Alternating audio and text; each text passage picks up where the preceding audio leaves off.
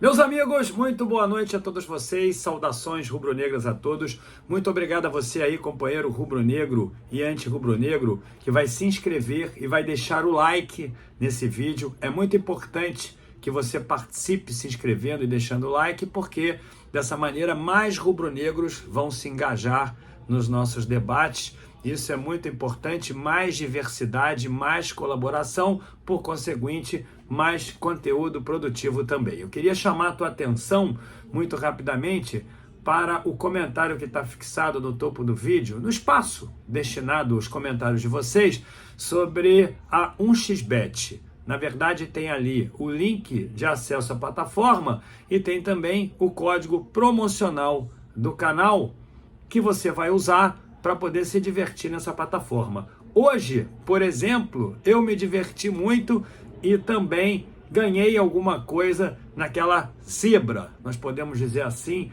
entre Tunísia e França, jogo esse que terminou com a vitória da Tunísia. Muito importante que você queira se divertir assim, sempre com parcimônia. Meus amigos, é o seguinte, ontem eu gravei um vídeo e pode estar aparecendo a você aí, companheiro rubro-negro e anti-rubro-negro, que seja uma cópia do que eu gravei ontem, mas não é.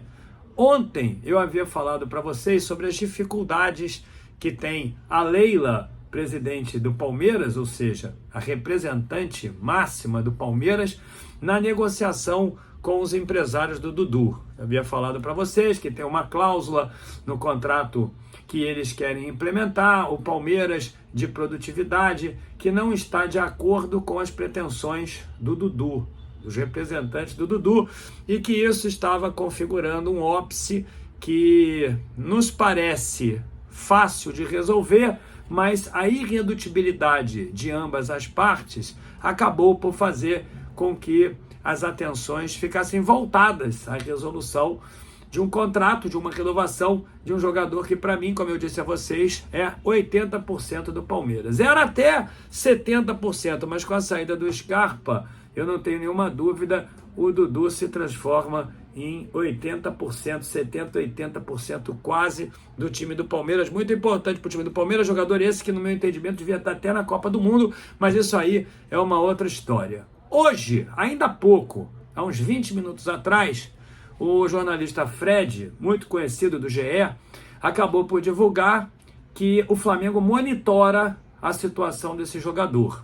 Algo que nós já havíamos comentado ontem em função das predileções que o Vitor Pereira tem sobre os seus esquemas táticos traduzidos dentro de campo com jogadores que atuam mais pelas beiradas, pelos flancos, e que o Dudu seria um jogador que cairia como uma luva no time do Flamengo. E que, óbvio, o Flamengo deveria estar, ontem eu pus no futuro do pretérito, justamente em função de ser o Dudu um grande jogador. Ou seja, o Flamengo deveria estar monitorando essa situação, ainda mais quando contratou o técnico Vitor Pereira. Ainda não tem nada assinado, mas eu acho que nós já podemos dizer que o técnico Vitor Pereira vai ser o treinador do Flamengo no ano de 2023. E agora há pouco, o companheiro Fred, jornalista importante, incrível, lá do GE, eu quero lembrar vocês aqui que, independente de qualquer coisa, dificilmente o GE dá um furo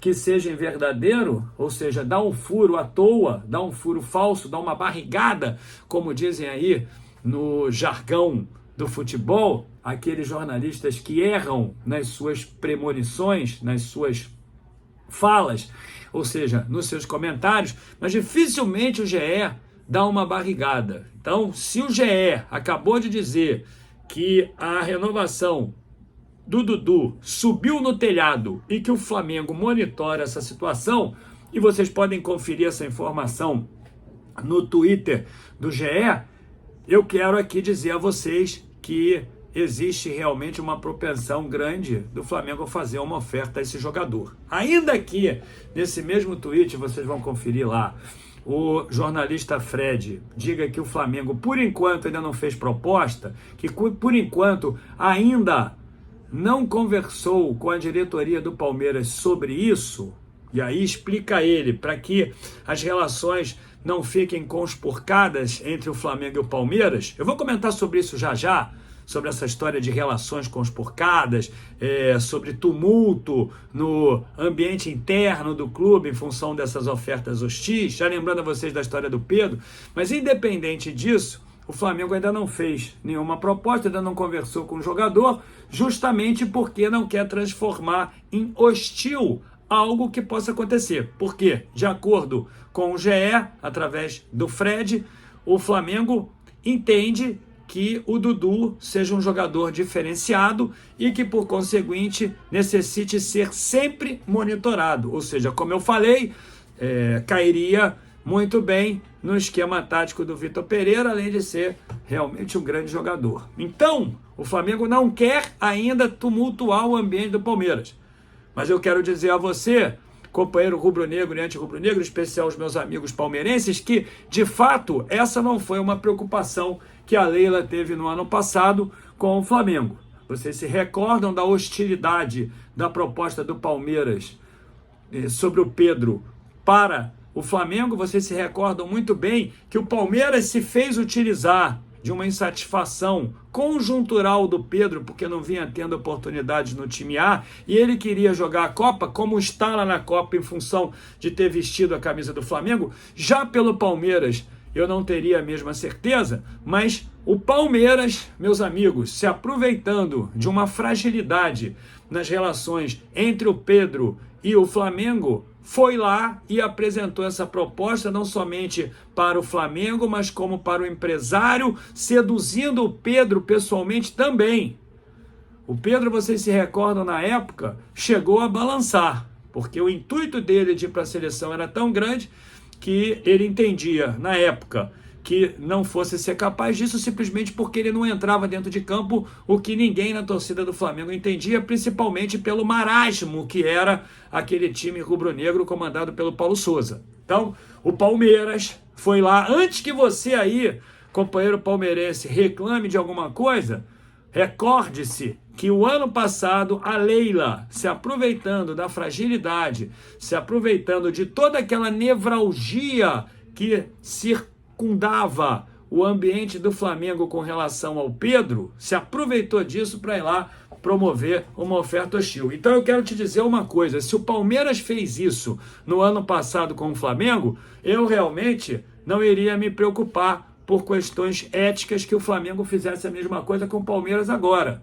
Aliás, eu quero te dizer uma coisa, eu não sei nem porquê o motivo dessa bondade, desse altruísmo todo do Flamengo para com a direção do clube. Porque a recíproca, ela não foi verdadeira, ela não é verdadeira e nem será verdadeira. Porque a hora que o Palmeiras quiser e se interessar por qualquer jogador do Flamengo, o Palmeiras vai lá sem nenhum pudor, como fez o ano passado com o Pedro, e vai promover, sim, uma oferta que eu vou aqui nomenclaturar mais uma vez de hostil, para poder tumultuar as hostes e tumultuar o ambiente dos stakeholders, daqueles que influenciam o Flamengo de uma forma geral. Vocês se recordam que aquele debate, meus amigos, teve muita ressonância o ano passado, explorado inclusive pela mídia, e muitos jornalistas tentavam persuadir o Pedro, como, por exemplo, o Casagrande, que dizia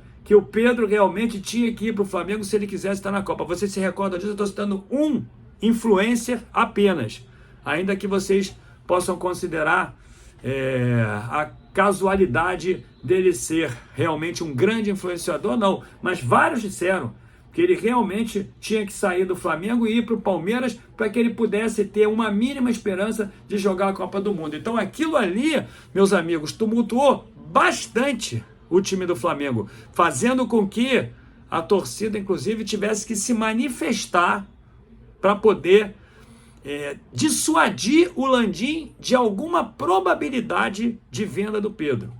Ainda bem que isso não funcionou, tanto não funcionou que ele foi um dos artífices das duas conquistas que o Flamengo teve nesse ano. Então, meus amigos, o Flamengo está monitorando o Pedro, sim, e se realmente a Leila não tomar uma providência, você aí, companheiro palmeirense, não fique com raiva de mim, fique com raiva da Leila, fique com raiva do seu diretor de futebol, fique com raiva dos seus gestores e não de mim. e não dos gestores do Flamengo que estão monitorando o jogador de perto. Então, se subir no telhado e lá continuar, o Flamengo, como está monitorando, quer o Pedro sim, está aí confirmado no GE, que dificilmente dá o furo errado. Toda vez que os companheiros lá vão dar o furo, eles dão o furo corretamente. Vocês sabem disso, que não é brincadeira, que não é falácia. O Flamengo monitora o Pedro sim, e eu acho que tem que monitorar. É o seguinte, meus amigos, eu vou pedir novamente a você aí, se inscreva no canal, deixa o seu like. Eu vou pedir a você aí para acessar a plataforma da 1xBet, para se divertir lá com o código promocional do canal, Fernando GRN. E eu quero te lembrar aí, companheiro rubro-negro e anti-rubro-negro da nossa live Raiz, compromisso que você tem comigo hoje às 10h30. Quarta-feira, vamos falar de tudo que acontece no Flamengo, no futebol brasileiro, na Copa do Mundo e mais aquelas conversas outras que nós temos que nos entretém bastante. Então, participe aí, diga para mim o que você acha daquilo que eu falei, comente aí no espaço reservado aos comentários sobre a sua opinião, se inscreva aí, deixa o seu like até mais tarde, hoje quarta-feira, 10h30, live Raiz no canal. Saudações rubro-negros, meus amigos!